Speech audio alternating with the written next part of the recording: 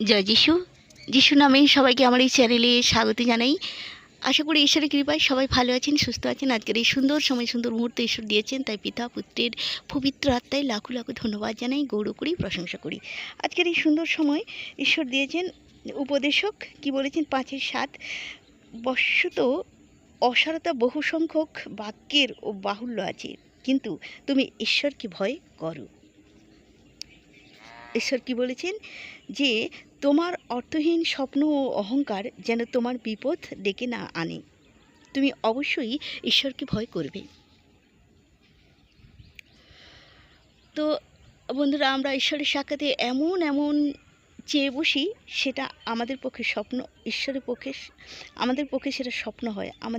আমাদের অহংকার অনেক সময় হয়ে যায়। তো আমরা ঈশ্বরকে যেন সর্বদাই ভয় করে চলি। আমরা ঈশ্বরকে যেন এমন কিছু কথা না বলি, এমন কিছু আমাদের অহংকার না দেখাই, যাতে ঈশ্বর রুষ্ট হন। ঈশ্বরকে আমাদের সর্বদাই ভয় করে চলা উচিত। সবাই ভালো থাকবেন, সুস্থ থাকবেন। তো অসংখ্য অসংখ্য ধন্যবাদ জানাই পিতা পুত্রের পবিত্র আত্মায়। ঈশ্বর আমাদের এই সঠিক বাক্য দিয়েছেন, আমরা যেন সঠিক পথে, আমরা যেন সত্যিকারের সত্য পথে চলতে পারি। সবাই ভালো থাকবেন, সুস্থ থাকবেন। আমিন, আমিন, আমিন। জয় যিশু। যিশু নামে সবাইকে আমার এই চ্যানেলে স্বাগত জানাই। বন্ধুরা, আশা করি ঈশ্বরের কৃপায় সবাই ভালো আছেন, সুস্থ আছেন এবং স্বাভাবিক আছেন। আজকের এই সুন্দর সময়, সুন্দর মুহূর্তে ঈশ্বর দিয়েছেন, তাই পিতা পুত্রের পবিত্র আত্মায় অসংখ্য অসংখ্য ধন্যবাদ জানাই, গৌরব করি, প্রশংসা করি।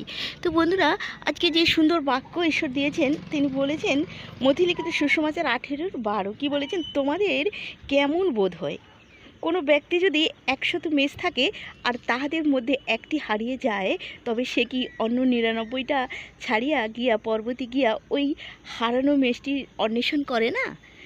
আবার মথিলিখিত 8:13 কি বলেছি? যে আর যদি সে কোনো ক্রমে সেটি পায়, তবে আমি তোমাদিগকে সত্য কহিতেছি, সে 99টা হারিয়ে যায় না, তাহাদের মধ্যে অপেক্ষায় সেইটি নিমিত্ত সেই অধিক আনন্দ করে। তো বন্ধুরা, আপনি কি সেই হারানো মেষের মতন, সেই 100টা মেষের মধ্যে সেই একটি যদি হন, তাহলে ফিরে আসুন।